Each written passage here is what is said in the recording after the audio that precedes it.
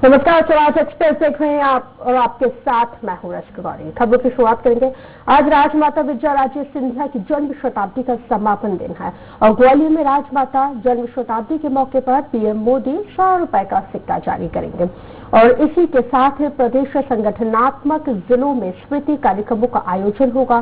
ग्वालियर में मुख्यमंत्री शिवराज सिंह चौहान दीनदयाल परिसर में राजमाता जी की प्रतिमा पर माल्यार्पण कर उनके जीवन पर केंद्रित चित्र प्रदर्शनी का उद्घाटन करेंगे और जिसके बाद मुख्यमंत्री शिवराज सिंह चौहान महिला मोर्चा के कार्यक्रमों में भी शामिल होंगे। आज स्वर्गीय राजमाता सिंधिया जी के जीवन पर डॉक्यूमेंट्री प्रसारित की जाएगी और प्रदेश अध्यक्ष ने कार्यकर्ताओं से इस डॉक्यूमेंट्री को देखने की अपील की है।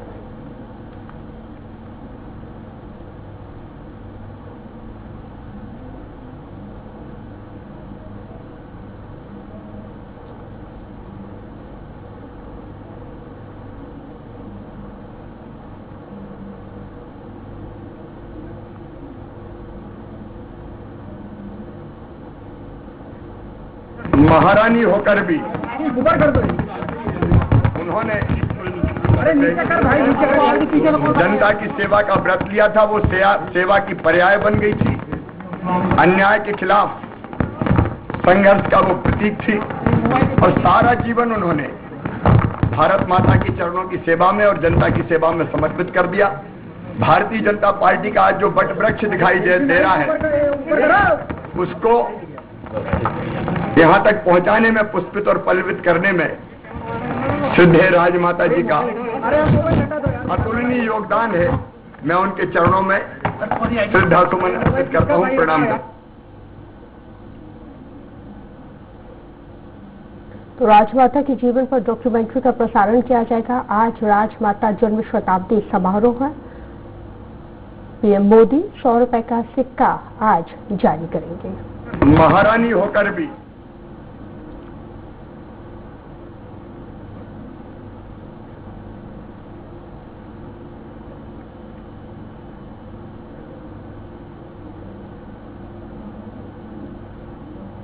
विनोद शर्मा ज्यादा जानकारी के साथ इस वक्त हमारे साथ ग्वालियर से जुड़ गए हैं। विनोद जी, आज पीएम मोदी 100 रुपए का सिक्का जारी करेंगे। कई कार्यक्रमों का आयोजन आज देखने को मिल रहा है। क्या कुछ विशेष जानकारी आप दे पा रहे हैं?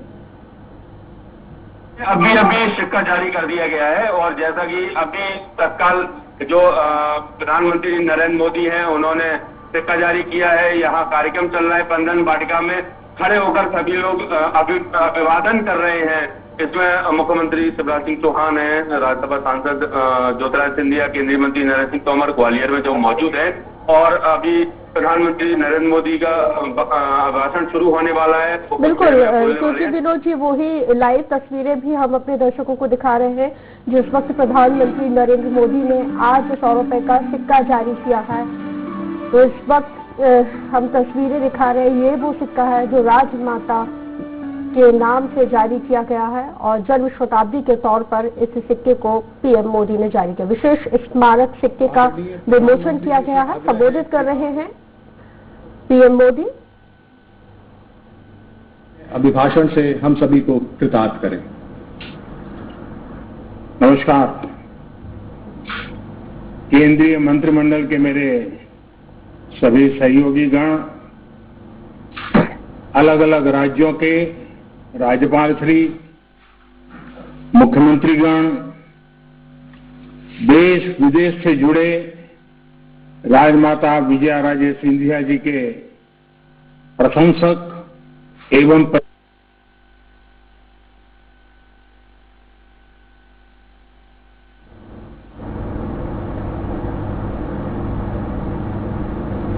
विनोद जी, आप अपनी बात पूरी कीजिए।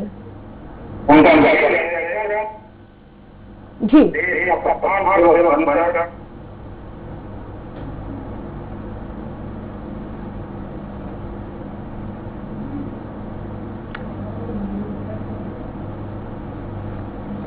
जी विनोद जी, क्या कुछ विशेष और वहां पे देखने को मिल रहा है? देखिए, ये क्योंकि राजमाता विजयाराजे सिंधिया की जो छतरी है वो ग्वालियर में स्थित है, लिहाजा यहाँ का महत्व और बढ़ जाता है ग्वालियर का। और सुबह से ही कटोरा ताल इलाके क्षेत्र में जो छतरी है वहां पर कार्यक्रम चल रहे हैं।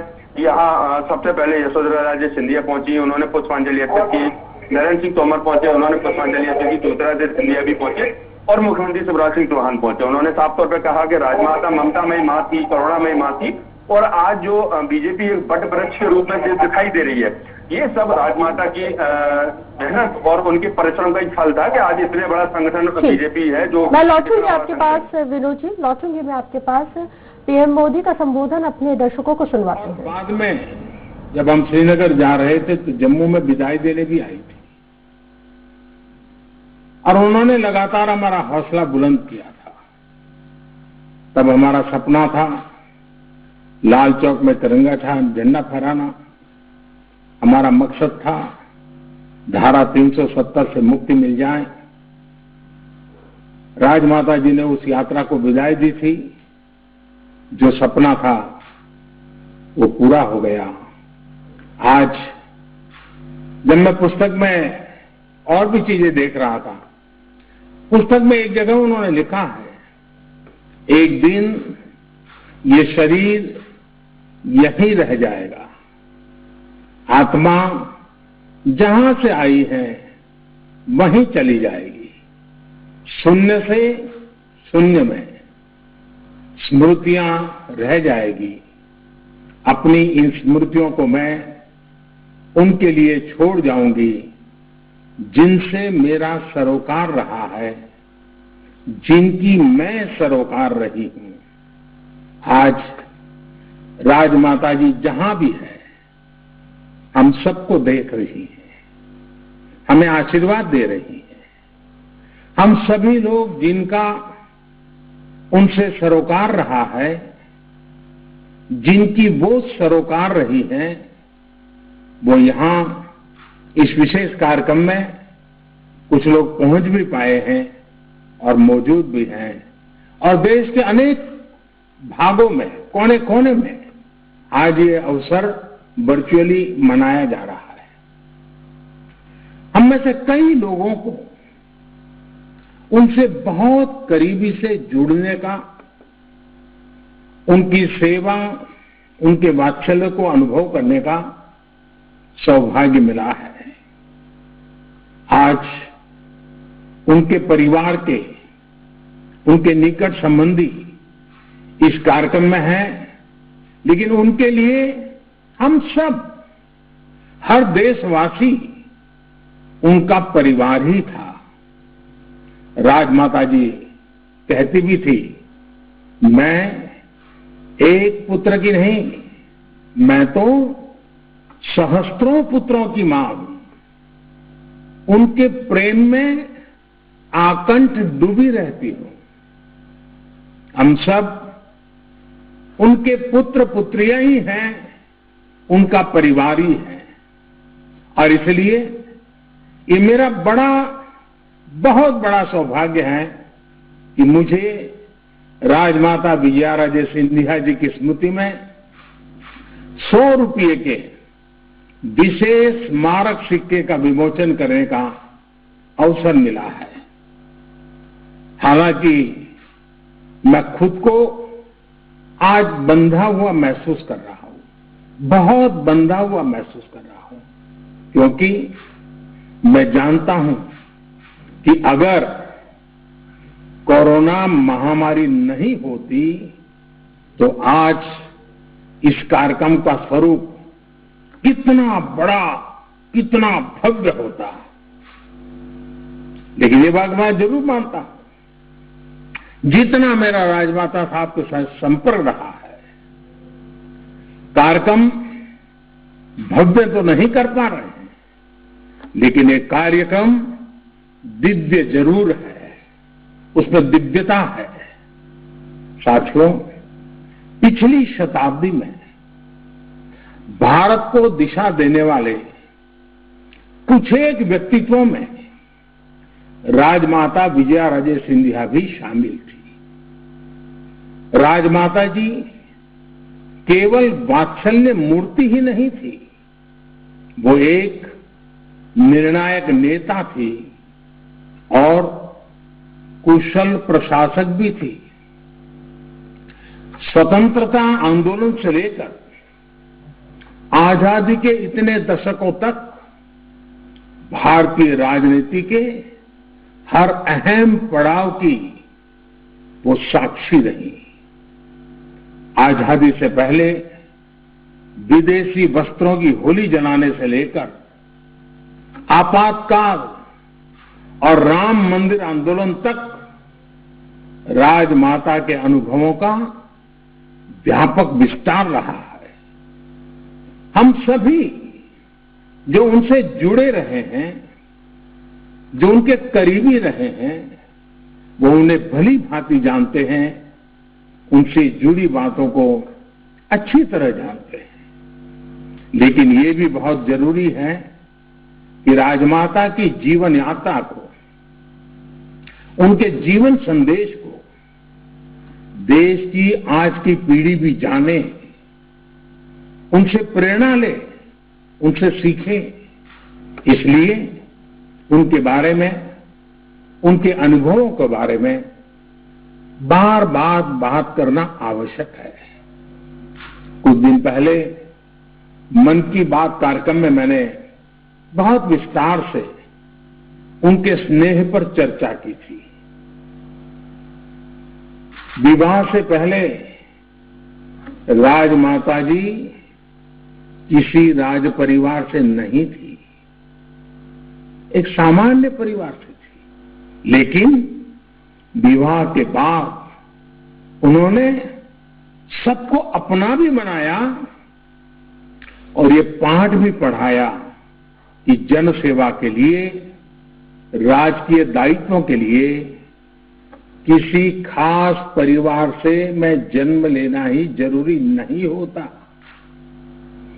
कोई भी साधारण से साधारण व्यक्ति जिनके भीतर योग्यता है, प्रतिभा है, देश सेवा की भावना है, वो इस लोकतंत्र में सत्ता को भी सेवा का माध्यम बना सकता है। अब कल्पना कीजिए, सत्ता थी, संपत्ति थी, सामर्थ्य था, लेकिन उन सब से बढ़कर जो राजमाता की अमानत थी वो थी संस्कार, सेवा और स्नेह की सरिता। ये सोच, ये आदर्श उनके जीवन के हर कदम पर हम देख सकते हैं। इतने बड़े राजघराने की मुखिया के रूप में उनके पास हजारों कर्मचारी थे, भव्य महल थे, सभी सुविधाएं थी, लेकिन उन्होंने सामान्य मानवी के साथ, गांव गरीब के साथ जुड़कर जीवन जिया, उनके लिए अपना जीवन समर्पित कर दिया। राजमाता ने साबित किया कि जनप्रतिनिधि के लिए राजसत्ता नहीं, जन सेवा सबसे महत्वपूर्ण है। वो एक राज परिवार की महारानी थी, राजाशाही परंपरा से थी, लेकिन उन्होंने संघर्ष लोकतंत्र की रक्षा के लिए किया। जीवन का महत्वपूर्ण कालखंड जेल में बिताया। आपातकाल के दौरान उन्होंने जो जो सहा, उसके साक्षी हम में से बहुत से लोग हैं।